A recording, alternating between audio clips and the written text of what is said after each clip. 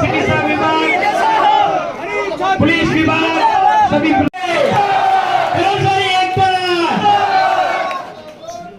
के पास होती है। वो हर वर्ग काम के अनुपात के अंदर हम लोग हर वर्ग को वापस अपनी आर्थिक ताकत अनुपातिक तौर के ऊपर सबको देते हैं। ये समाजवाद का मॉडल है। कई लोग इससे सहमत है, कई लोग इससे सहमत नहीं है। वो एक विचार और विचारधारा है और कई लोग इससे आर्थिक पहलू पर चर्चा ही नहीं करना चाहते। वो सिर्फ भावनाओं के आधार के ऊपर इस समाज को दिशा देना चाहते हैं और फैसले समाज से में भावनाओं के आधार पर करना चाहते हैं। और इतिहास इस बात का गवाह है। जिस समाज, जिस देश के अंदर भावनाओं के आधार के ऊपर, सिर्फ भावनाओं के आधार पर आकलन हुआ और फैसला हुआ, वो देश आखिर के अंदर उसमें नुकसान। आर्थिक तौर के ऊपर जर्मनी उस वक्त देश का सबसे बड़ा ताकत के तौर पर हुआ और भावनाओं के तौर पर जब पूरे देश को जो भावनाओं के पीछे लगाया तो उससे भावनाओं का क्या हश्र हुआ वो हम लोग अच्छी तरह से। मुझे जर्मनी जाने का मौका मिला। मैंने वहां के युवाओं से और वहां के कई लोगों से उस बारे में चर्चा करने की कोशिश करी तो उन्होंने मेरे को बिल्कुल स्पष्ट तौर पर कहा कि और किसी विषय पर आप लोग चर्चा कर लो। उस वक्त की ये नाजी रिजिम के बारे में मैंने हम लोगों से चर्चा भी नहीं। आज देश के अंदर भावना के माध्यम से हम लोगों का एक ऐसा वातावरण बनाया जा रहा है जो जिसका उदाहरण मैंने खातेदारी के अधिकार के वक्त कर रहे हैं, कृषि बिल के माध्यम से और ओपीएस और एनपीएस के अंदर आप कर्मचारियों के अंदर भी वो उस वक्त की इस तरह का वातावरण पैदा हुआ जो आप लोगों ने खुद ने आकलन नहीं किया कि कितना नुकसान होता। अब इस समाज को निर्णय करना है कि हमको जो ईश्वर ने, बाकी तो जीव तो ये पेड़ पौधे भी है, जीव पशु पक्षियों के अंदर, इंसान के अंदर क्या अपन को अतिरिक्त चीज, वो अतिरिक्त अपने को ताकत दी है, वो तर्क शक्ति। और उस तर्क शक्ति का अपन उपयोग कैसे करें? तर्क शक्ति का उपयोग सही और गलत के अंदर करें या तर्क शक्ति का उपयोग तेरे और मेरे के आधार पर करें, अपने और पराई के आधार पर करें? सही और गलत के हिसाब से इस तर्क शक्ति का जिस किसी ने उपयोग किया, व्यक्तिगत तौर पर, पारिवारिक, सामाजिक, गांव, राष्ट्रीय संगठन के, वो हर समय सुखी रहा और आगे बढ़े। मेरे तो आप लोगों से ये निवेदन है कि जीवन के अंदर आप सौभाग्यशाली हो, एक सरकारी कर्मचारी के नाते इस सेवा के माध्यम से आपको राष्ट्र के निर्माण के अंदर बहुत बड़ी योगदान तौर पर चर्चा करते हैं। तो हम लोगों के बीच में चर्चा ये होती है कि हम लोग नगण्य है, नेग्लिजिबल है, हम बहुत छोटे से स्तर पर हम योगदान करते हैं। पर ये आप लोगों की जो सोच है या किसी की भी सोच है, ये सबसे गलत सोच है। राष्ट्र निर्माण के अंदर हर पद का उतना ही महत्व है, कोई छोटा नहीं बड़ा नहीं। ये जो सोच है वो अपने आप छोटी होती है जब किसी कार्य को हम लोग छोटा आकलन। तो ये नहीं कि आईएएस बनकर बहुत बड़ा योगदान करते और दूसरे कर्मचारी के नाते हम लोग बहुत छोटा योगदान करते हैं। इस तरह के वातावरण से प्रभावित होकर जो निर्णय होते हैं वो दूरगामी हम लोगों के लिए सही नहीं होते। उदाहरण के तौर पर जब विकेंद्रीकरण की जगह केंद्रीकरण फैसले होते हैं, आज हम लोग फैसले के अंदर शहरों को प्राथमिकता दे रहे हैं। जब केंद्रीकरण व्यवस्था की जगह विकेंद्रीकरण व्यवस्था की जो पैरवी करते हैं तो ऐसी भावनाएं हम लोग वातावरण में भड़काते हैं कि शहर के खिलाफ। अगर निष्पक्ष तौर पर आप आकलन करोगे तो वो शहर के खिलाफ नहीं, वो शहर के पक्ष में। शहर के अंदर जो इंफ्रास्ट्रक्चर है, शहर की व्यवस्था है, अगर सब हम लोग अगर शहर की तरफ चलेंगे तो क्या वो शहर की व्यवस्था चल पाएगी? तो जब कभी भी निष्पक्ष तौर के ऊपर इसके लिए हम लोग चर्चा करते हैं तो हर समय इस तरह की बात हो जाती है कि एक वर्ग जो ग्रामीण पृष्ठभूमि की पैरवी करता, और उदाहरण सैकड़ों उदाहरण कोरोना के वक्त के अंदर हम लोगों ने महसूस किया कि जब हमारी केंद्रीकृत स्वास्थ्य व्यवस्था वो सिर्फ शहरों के ऊपर आधारित रही। हम लोग जो गांव में रहने वाले बीमार पड़ते, सबसे पहले तो बेड अनुपातिक तौर पर हम लोगों ने भी ऑक्यूपाई की, और जब लंबे समय के अंदर उन बेड को हमने मरीज के तौर पर हमारे को दिए गए, तो वो शहर के अंदर रहने वाले लोगों को जब आवश्यकता पड़ी तो उन लोगों को भी वो व्यवस्था का फायदा नहीं पहुंचा। इस तरह से दुनिया में कहीं भी सफल मॉडल, चाहे शिक्षा का हो चाहे स्वास्थ्य का हो, वो शहर की जगह गांव में जहां कहीं भी इस तरह की संस्थाएं खुली, हर सफल दुनिया के अंदर शिक्षा का जो संस्था है, वो सफलतम शिक्षा की संस्था वो ग्रामीण इलाके के हेल्थ के बड़े बड़े रिसर्च सेंटर वो ग्रामीण इलाके के अंदर। तो गांव और शहरों के बीच में टकराव होने की जगह उसमें आपस में सामंजस्य होगा, जब जाकर ही हम लोग उसी दिशा में पहुंच सकते। जब मैं राजस्व मंत्री था उस वक्त मेरे सामने प्रपोजल आया कि गांवों के अंदर हम लोग जो ये आर्थिक पहलू में विकास, गांव के अंदर हम कन्वर्जन को बिल्कुल ही समाप्त कर दें कि कोई भी व्यक्ति अपने खुद के खेत के अंदर फैक्ट्री लगाना चाहे तो फैक्ट्री लगा सकते। मेरा बिल्कुल तर्क अलग है, हो सकता है कई लोगों को ये ठीक लगे या नहीं लगे, कि जब हम शहर के अंदर टाउन प्लानिंग करते हैं, एक जगह सुनिश्चित करते हैं कि वहां पर हम लोग सिर्फ औद्योगिक काम कर सकते, उस स्तर के ऊपर गांवों के अंदर भी ये रहना चाहिए। हर ब्लॉक के अंदर कुछ इलाकों को हम लोग पहले चिन्हित कर लें जिसके अंदर औद्योगिक काम हम लोग लगा सकते हैं।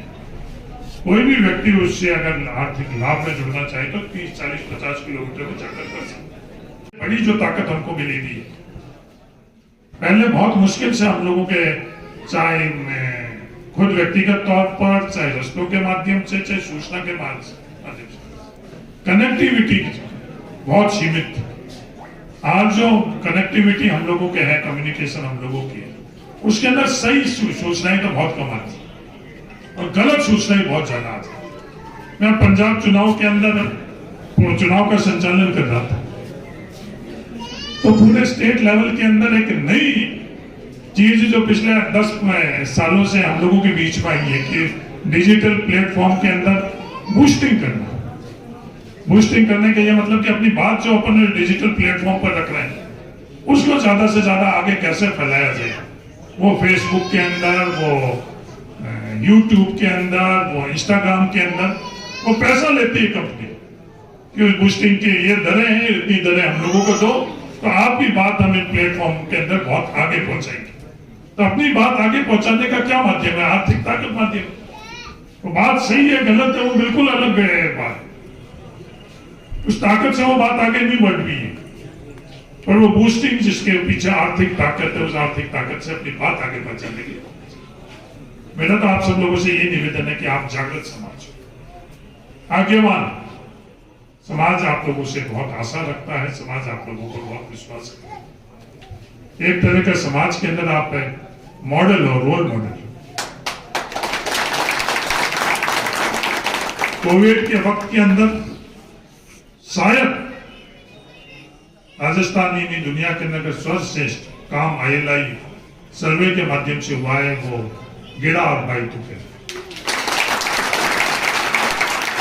आप लोगों ने वो ILI सर्वे किया, पहला ILI सर्वे आपने किया, दूसरा उससे बहुत बेहतर किया, तीसरा सर्वश्रेष्ठ ILI सर्वे। आपको खुद को महसूस नहीं हो रहा कि आपने कितने परिवार की जान बचाई, कितने परिवार को जो मानसिक प्रताड़ना थी बीमार होने के बाद उसको बचाया, शायद आपको अभी भी महसूस नहीं होगा, पर निष्पक्ष तौर के ऊपर कोई इस चीज का आकलन करेगा कि आपके उस कार्य के माध्यम से आप लोगों ने बहुत लाभ पहुंचा। अगर आप जीवन के अंदर संतुष्ट होने का अगर एक भी अगर आप कारण ढूंढोगे तो अगर ILI सर्वे के माध्यम से जो सरकारी कर्मचारी के तौर पर आपने काम किया, मेरा सरकारी कर्मचारियों के बारे में उससे पहले की भावना और उसके बाद की भावना में बहुत बड़ा मूलचूल मेरी सोच में परिवर्तन है। मैं आप लोगों से यही निवेदन है कि जब कभी भी आपको अवसर मिले, जो भी आप कार्य करें वो कार्य आप अपने सर्वश्रेष्ठ उसके अंदर उस वर्तमान के अंदर जो आप कार्य कर रहे हो उसके अंदर आर्थिक विकास के साथ साथ हम लोगों को बहुत कुछ खोना भी पड़ता है। आज मालौता के अंदर जो टेक्सटाइल है, टेक्सटाइल के माध्यम से जो प्रदूषण हो रहा है वो मालौता उस टेक्सटाइल औद्योगिक इलाके को नहीं, पूरे की पूरे उस नदी के माध्यम से जो कोई भी प्रभावित होने वाले हैं उनको उससे प्रभावित करते हैं। तो ये तर्क अगर हम लोगों के समाज के अंदर और सही और गलत का हम लोग अगर आधार नहीं मानेंगे और नहीं उस पर चलेंगे तो ये समाज कैसे आगे बढ़ेगा। मैंने अभी पिछले दिनों मेरे जहन में रात को देर रात को मैं कुछ पढ़ रहा था, अगले दिन बजट के अंदर मुझे बोलना था। मेरा एक विचार है, वो कल मेरे को मीडिया वालों ने भी पूछा, सामने आई तो सरकारी कर्मचारी है वो एक जागृत वर्ग, उन लोगों ने भी एहसास और महसूस नहीं किया। और पिछले दिनों के अंदर जब उनको ये लगा कि हमारी पोस्ट रिटायरमेंट जीवन के अंदर जो सबसे बड़ी हमको सहयोग और आर्थिक ताकत पेंशन के माध्यम से मिलती है, वो हमें हमारी सुरक्षा पोस्ट रिटायरमेंट नहीं रह पाई। कर्मचारी संगठनों ने काफी इस बात के अंदर पहले तो खुद आपस में कर्मचारियों के बीच में बहुत बड़ी इस बारे में चिंतन मनन हुआ और फिर उन लोगों की मांग धीमे धीमे वो मांग संघर्ष में तब्दील हुई। उससे पहले राजस्थान सरकार ने ये फैसला कि आप लोगों के खुद के जनप्रतिनिधि तो एमएलए बनने से पहले जब पिछला चुनाव था, मुझे अवसर मिला कि जो मैनिफेस्टो कमेटी हर राज्य के अंदर चुनाव में जाने से पहले उस राजनीतिक दल के लिए आंतरिक तौर के ऊपर मैनिफेस्टो बनता, जो जनता के बीच में रखा जाता है कि अगर हम सरकार में आएंगे तो हम इस मैनिफेस्टो में जो आप लोगों के बीच में हमने वादा किया उसको निभाएंगे। और उस मैनिफेस्टो कमेटी का मैं चेयरमैन था और जब मैनिफेस्टो बनाया उस वक्त इस बात का भी उल्लेख किया। कहने के लिए तो ये बात कही जाती कि 70% हुआ, आंकड़ों के अंदर 75% हुआ, और उसके अंदर भी कई लोगों का अपना अपना विश्लेषण, वो प्रत्येक मांग के अनुपात के अंदर प्रतिशत निकालते। शायद 70-75% के अंदर जैसे आजादी के बाद में अगर कोई सबसे बड़ा फैसला मेरे लिहाज से अगर कोई हुआ वो खातेदारी का अधिकार का फैसला। जिस विचारधारा और जिस फैसले से खातेदारी का अधिकार हम लोगों को मिला, उसकी तुलना दूसरे फैसलों के अगर हम लोग करें तो अपने आप में बहुत महत्वपूर्ण। प्रतिशत के अंदर तो ये बहुत कम प्रतिशत है, फैसले के तौर पर उसकी गणना होगी।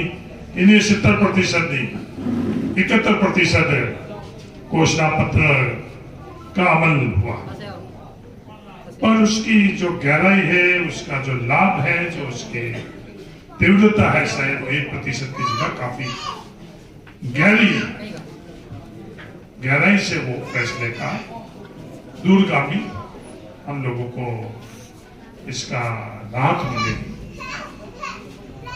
जो वेलफेयर स्टेट होता है उसके अंदर हर वर्ग का योगदान होता है उस राज्य को आगे बढ़ाने के लिए, उस स्टेट को आगे बढ़ाने के लिए। फैसला लिया कि ओल्ड पेंशन स्कीम लागू कर, ये एक ऐतिहासिक फैसला। और रिटायरमेंट के समय जो आपको लाभ मिलेगा उसकी शुभकामनाएं देना चाहता हूं।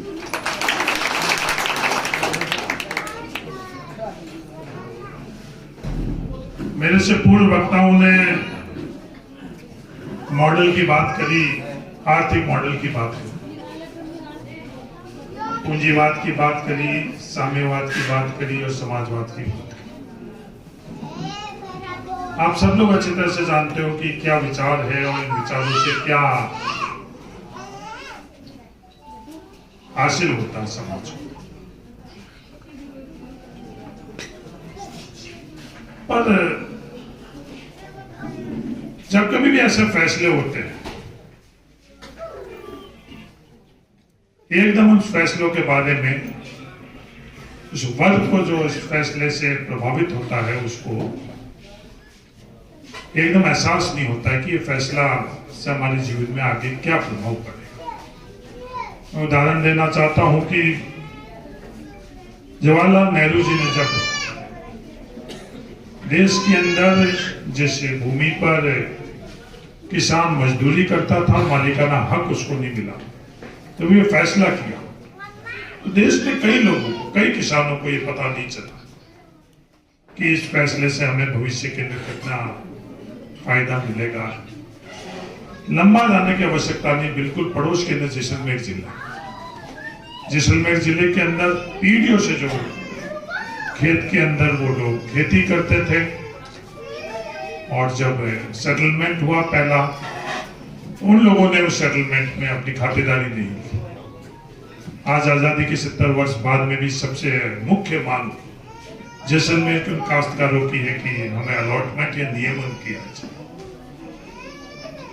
पिछले दिनों देश के अंदर कृषि बिल लाया गया, प्रचार प्रसार प्रोपेगेंडा इस तरह से फैलाया गया कि उस कृषि बिल के माध्यम से किसानों को बहुत कुछ राहत मिलेगी और अमूलचूल परिवर्तन होगा, जो सच्चाई से बिल्कुल विपरीत था। कई किसान जागृत किसान थे, कई राज्यों के किसान संगठन जागृत थे। उन्होंने आकलन किया, आकलन कर वो बात पहले खुद समझी, फिर समझाई और फिर संघर्ष किया। उसका परिणाम निकला कि किसी बिल के अंदर केंद्र सरकार के सामने किसान जीते और केंद्र सरकार की जो क्रोनी कैपिटलिज्म है, जिसकी दुनिया में किसी विचारक की इतनी हिम्मत नहीं हुई उस क्रोनी कैपिटलिज्म की पैरवी करने के लिए, उस सोच को किसी भी प्रकार से सही ठहराने के लिए। वही अनुभव हम लोगों का ओपीएस और एनपीएस का। जिस दिन ओपीएस की जगह एनपीएस लागू, कर्मचारियों के बीच में बहुत प्रचार प्रसार किया गया। कर्मचारी खुद ने भी एहसास किया कि नहीं, जो ये मार्केट है, बाजार है, बाजार के अंदर जो हम लोगों की पूंजी लगाएंगे, वो पूंजी से हम लोगों को जो वोट पेंशन स्कीम है उससे ज्यादा हम लोगों को फायदा होगा। अपना अपना विश्लेषण, अपना अपना आकलन। अंत में मेरे एक मित्र ने, मैंने विधानसभा में 2-3 दिन पहले कुछ आपस में चर्चा में भाग लिया। देर रात को मेरे उस मित्र ने पहले मुझे एक किताब भेंट की थी, सेपियंस। तो देर रात को 11, साढ़े 11 बजे उसका फोन आया कि वो सेपियंस कितनी बार पढ़ी। मैंने कहा मैं सेपियंस मैंने 1 बार पढ़ी। बोला सेपियंस को कम से कम 4-5 बार पढ़। कई लोग, अपन लोग सेपियंस की उसे वैज्ञानिक के आधार के ऊपर सेपियंस की कई लोग इस थ्योरी से सहमत भी नहीं होंगे। सहमत इसलिए नहीं होंगे क्योंकि हम लोग एक बड़ी महिमा मंडित व्यवस्था उससे अपने उनको जोड़ देंगे, पर जो वैज्ञानिक तर्क के आधार पर जो हकीकत चीज है उससे थोड़ा बहुत अपन दूर है। सेपियंस के अंदर जो लिखा गया, सही और गलत मुझे नहीं पता। उसमें ये लिखा गया कि एशिया और यूरोप के अंदर मानव जाति नहीं थी, अफ्रीका के अंदर मानव। आप लोगों में से कईयों ने पढ़ी होगी, नहीं पढ़ी होती, वो किताब जरूर पढ़ो। थोड़ी बड़ी है, थोड़ी जटिल है, जैसे कई जीवन में ऐसी किताबें रहती हैं। अल्केमिस्ट है, बड़ी सरल सी एक गडेरियो की कहानी है, वो जीवन में बहुत कुछ अलग सिखाती है।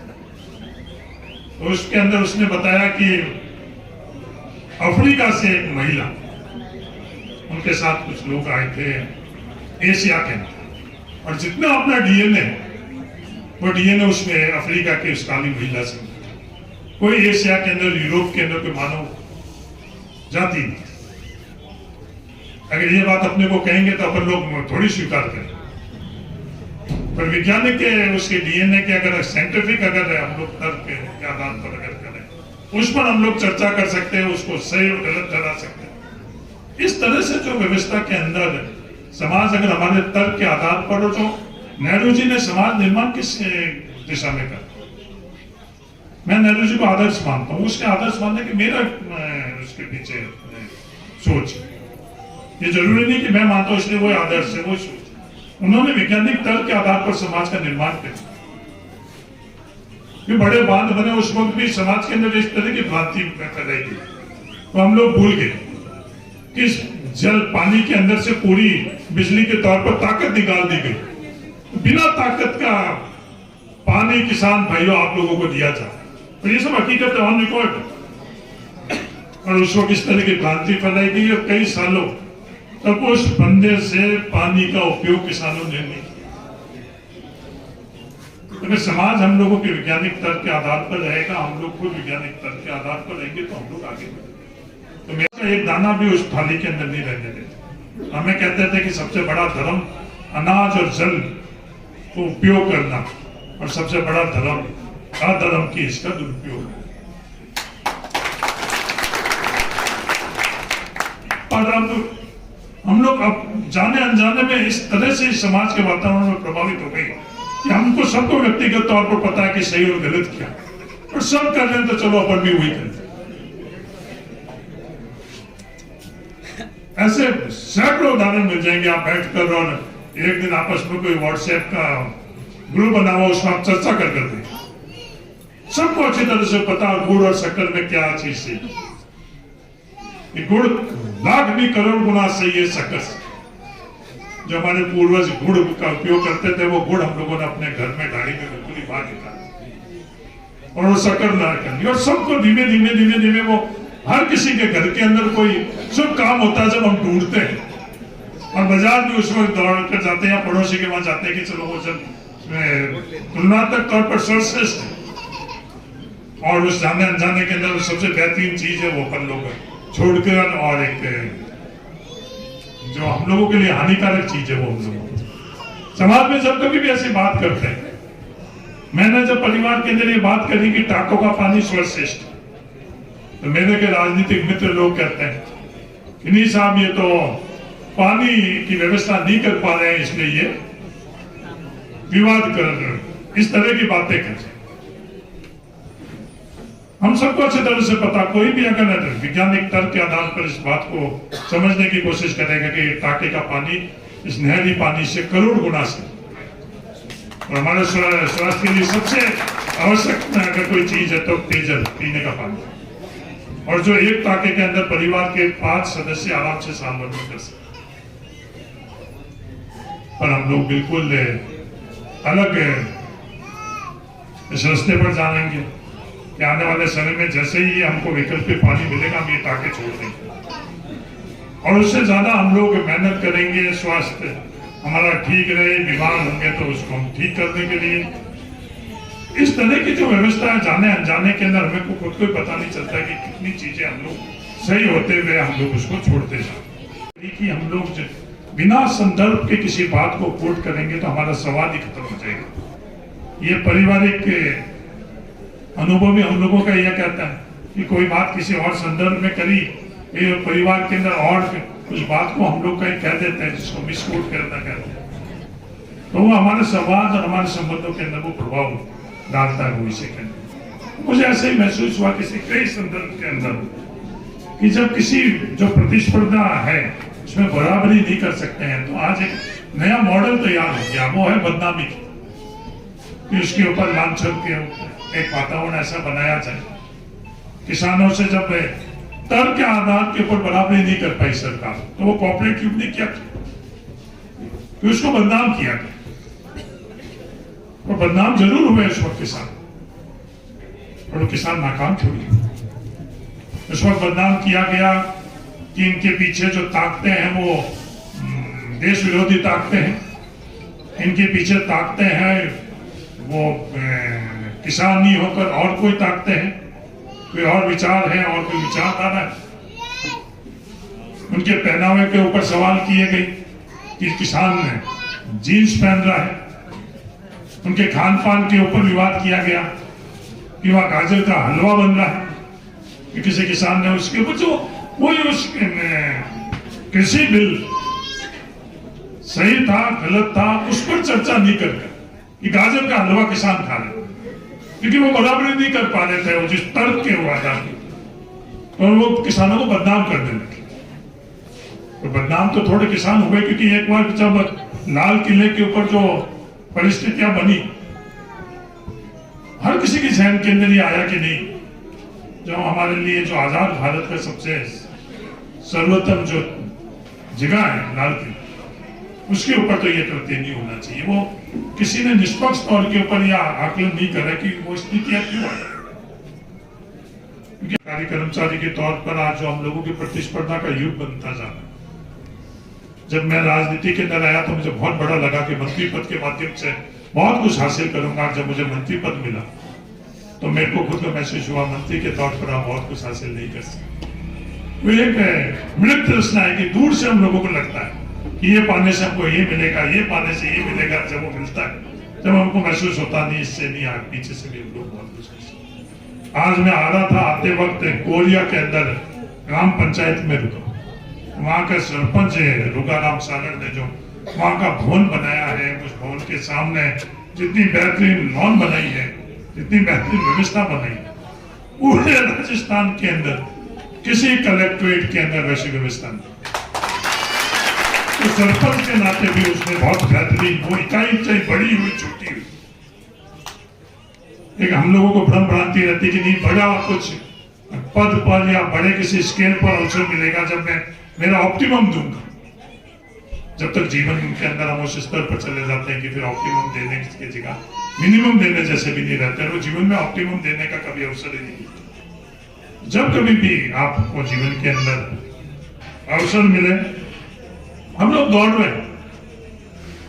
हर किसी को यह लगता है कि नहीं शहर की तरफ जाए, शहर में हम लोगों को बेहतरीन शिक्षा मिलेगी, बेहतरीन हम लोगों के पास एक वातावरण मिलेगा जिससे हमारा परिवार, हमारी अगली पीढ़ी, बच्चे वो सफल हो। क्योंकि सफलता का पैमाना ही हम लोगों ने अलग होगा। आज ईट को हम लोग देख रहे हैं, हर परिवार कर्जा लेकर गलत से गलत माध्यम से कैसे ही वो सफलता खरीदने के लिए निकल रहा।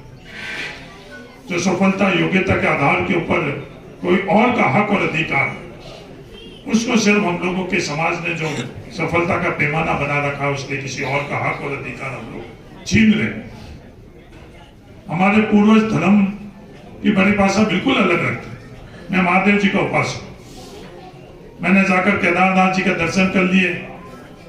मेरे किसी काम की शुरुआत से पहले और अंत में मैं काशी चला गया, महादेव जी के अभिषेक कर लिया और मेरा जहन में होगा कि मैं बहुत है, मेरी आस्था है, धार्मिक आस्था, उसकी मैंने उसको पूर्ण कर दिया। तो मेरे खुद के परिवार में मेरे दादाजी जब कभी भी भोजन करते थे तो अपना हाथ उसी थाली में धोते थे, और जब वो बहुत छोटे बच्चे थे